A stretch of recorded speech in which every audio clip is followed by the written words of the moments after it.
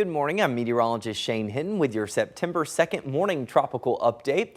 As we take a look at the Gulf of Mexico, I want to point your attention to this area of low pressure that we're monitoring. It's kind of been hovering around the Gulf for the past several days and will continue to do so for at least today and tomorrow.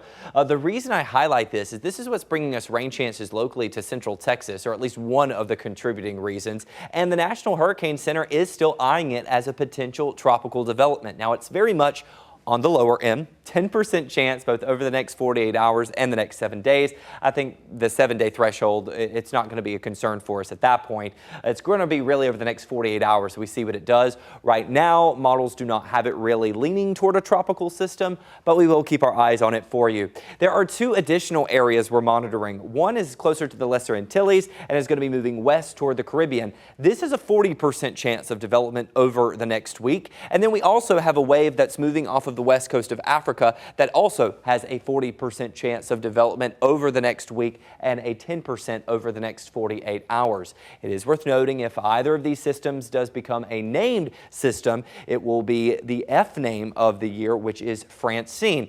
Now you're probably wondering, Shane, we haven't had a lot of activity and it's September, which is historically when we hit the peak of hurricane season. Just as a reminder, September 10th to be exact. And we still have till November 30th for the end of the season.